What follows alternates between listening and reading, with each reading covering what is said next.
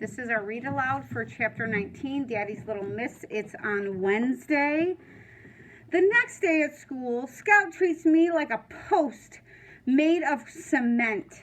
At lunch, I don't even bother going to the cafeteria. I head for the library and eat by myself. Scout's the only real friend I've made so far, and I've apparently lost him already. When I get home, I write a letter to Pete.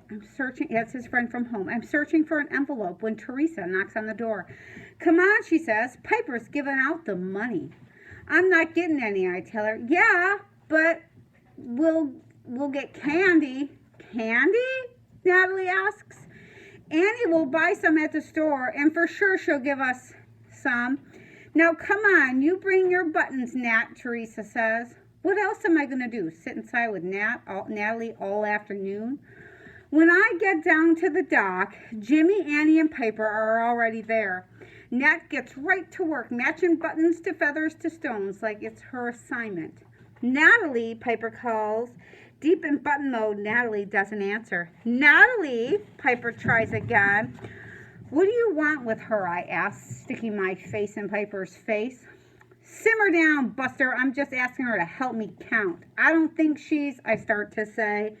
Numbers, Nat. We need you, Teresa interrupts. Natalie looks up.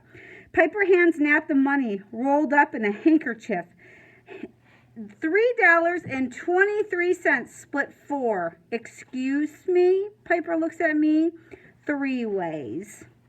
$1, 6 cents, 2 cents left over. Natalie rocks with pleasure. She did the math right in her brain. They're sharing the money 3 ways. Extra 2 cents goes to me, Piper says as Natalie counts out each share. Annie and Jimmy discuss what they'll do with the money. $1.06 buys a whole Italian dinner in North Beach, plus a double feature on the movies, or a month of swims at Fleetion's pool, or a bunch of rides on the streetcars, the dinkies, as Annie calls them. I'm just wondering how much they get for Seals tickets, when Mr. Trixel appears out of nowhere. Everyone freezes. Piper's money is put away.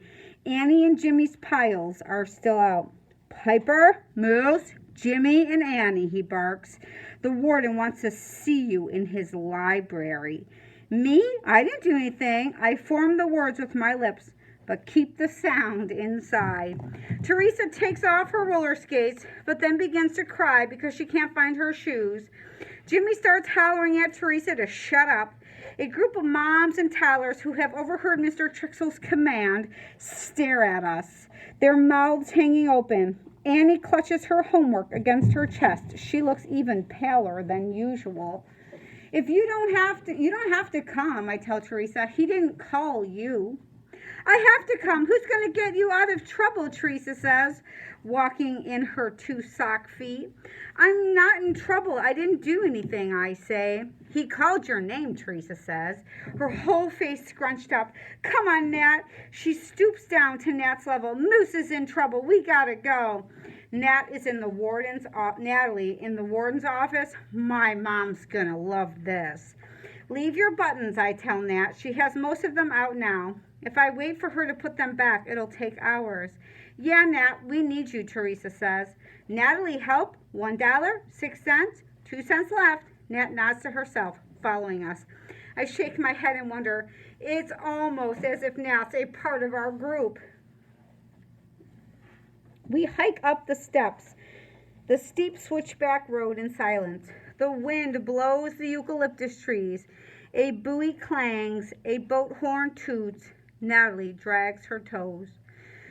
We climb the steps in Piper's house and file into the warden's library. The warden stares at each of us as we sit down. He says nothing for the longest time.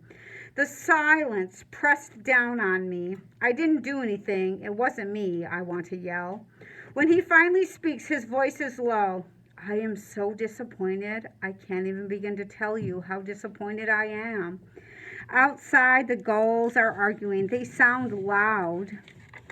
Even through the wind. I glance down at Natalie, who is sitting on the floor, running her hand over the spines of the books. The warden looks at each of us. He takes a pair of small gold speckles out of his shirt pocket and flicks them on. Those are glasses. Out of his pants pocket, he removes an envelope. All of his motions are slow and deliberate. He unfolds a letter and begins to read. Dear Warden Williams, my son Dell Jr., Dell, the other coach of the baseball team, goes to school with your daughter, Piper Williams. On Tuesday, Dell came home from school without his shirt. When I asked him where it was, he said his shirt was to be laundered by the notorious gangster inmate, Al Capone. Of course, I thought his imagination had the best of him, but when he explained the details of the operation, I began to see that the idea was simply too preposterous to have been made up. It's bad enough that the great city of San Francisco should suffer the indignity of a maximum security federal penitentiary in its midst without being subject to these sort of sick and dangerous shenanigans. I am appalled by the extremely poor taste and unseemly behavior of your daughter and her friends. I certainly hope you take greater care in monitoring the activities of your prisoners than you do in watching your own flesh and blood. Out of courtesy to you and your long and distinguished association with my brother, Judge Thomas Thornboy, and the San Francisco Rotary Club, I am addressing this letter to you in confidence. But if I should hear anything of this nature again, my next letter will go directly to the San Francisco Chronicle and the mayor's office, respectively. Thank you for your prompt attention to this matter. So she has a family that's high up, and also she sends this letter to the warden. It's so silent in the room, I can hear the air go in and out of people's noses. Warden Williams folds his glasses and returns them to his jacket pocket. Let's start with some explanations, Annie Bombini. Annie's face is so red it makes her eyebrows look almost white. Her shoulders are slumped and her leg is twitching. Her homework is still clutched against her chest like her arm is permanently stuck that way. I didn't sell the shirts. I put them through with our laundry. It was Piper's idea. The warden's eyebrows wag. He rolls his tongue over his teeth. The one thing I've never had patience for is a person who blames someone else to lessen her own culpability. I can't tell you how disappointed I am to see you behave this way, young lady. Oh my gosh, she's blaming her and she's being honest. The warden stares Annie down. Piper speaks so highly of you. She's not usually like this, Daddy. Piper lowers her voice and steps closer to her father. Like what, I ask. She said the truth. Jimmy stands up. Yep, he says, and sits down again. The warden looks like someone has poked a pick in his side. His hand shakes. He steadies himself on the bookshelf, and then his eyes go cold and hard like something sealed in ice. Apparently, I can't trust you children any more than I can trust hardened criminals. Well, fine. I'll handle it like this. I would like an uprising in the cell house. All of you, or I'll handle it like I would an uprising in the cell house. All of you will be punished without exception. Even me? Teresa's voice is quivering. Teresa didn't do anything, sir, Jimmy mumbles. Neither did Moose, Teresa says. $1.06, $1.06, 2 pennies left over, Natalie says. What? The warden looks from Jimmy to Teresa to Natalie. Shh, Nat, I say. 2 pennies left over, 2 pennies left over, Natalie says, like someone is arguing with her math. What is she talking about, the warden roars. That's the amount left over, I say. Left over from what? From what they earned, Teresa says in a tiny voice. Earn, the warden barks. Don't tell me this is about money. Money changed hands in this shenanigan. No one says anything, but the quiet is clearly an answer. The warden looks at each of us. Let's have it right here. He pounds his desk. Every last cent. Annie reaches in her pocket and pulls out her coins. Then Jimmy. Piper doesn't move. Warden looks at me. I didn't earn any money, sir, I say. He glances at the pile of coins, mostly nickels. Why do you think they're locked up?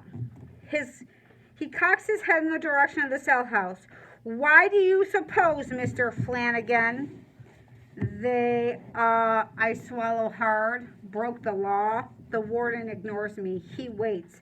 That's right. Money motivated most of them. Is it how you want to end up? No, sir, Annie and I say in unison. I wasn't born yesterday. You aren't the first kids to break the rules. But you will be the last children on this island to ever do anything like this again. There is nothing about this to be proud of. He waves the letter in the air. There may come a time in your life when you feel it's your moral authority to challenge a rule, but that's not what it's about. This is about greed and silliness and incredibly poor judgment. Do you have anything to say for yourself, Moose? Sir, I didn't do anything. That's what I've been trying to... No excuses, the warden roars aloud. Even Natalie looks up. How about you, Annie? No, sir. Jimmy? No, sir. Teresa? No, sir. If anything like this occurs again, all of your fathers will be dismissed without severance. Anyone know what severance is, Annie? Fired without pay, Annie whispers. That's right, Annie, the warden says. He watches her, tries to pull her eyes to his eyes, but she will not look at him. She stares at her hands. Shame on you, he says in a velvet, quiet tone. Shame on all of you. Annie, how do you think your mother's going to take this news? And for crying out loud, Jimmy, you think your family hasn't had enough trouble? You really want your dad to be out of a job with a brand spanking new baby? Do you know how hard it is to feed 5 months in... It is to feed 5 mouths in this world? Any of you? Jimmy bites his lip. I can see the tears well up in him. Moose, I expect more from you than this. He expects more from me? I didn't do anything. I've seen how nice you are with your sister, but then you get involved with something like this. He shakes his head. I catch you doing anything against the rules. I mean, you kids breathe wrong, and you'll be asked to leave. Yes, sir, we say. The warden straightens out his coat. It's straight already, but he does it anyways, as if the discussion rumpled him. I'll be speaking to all of your parents about this. This money will be returned to your classmates.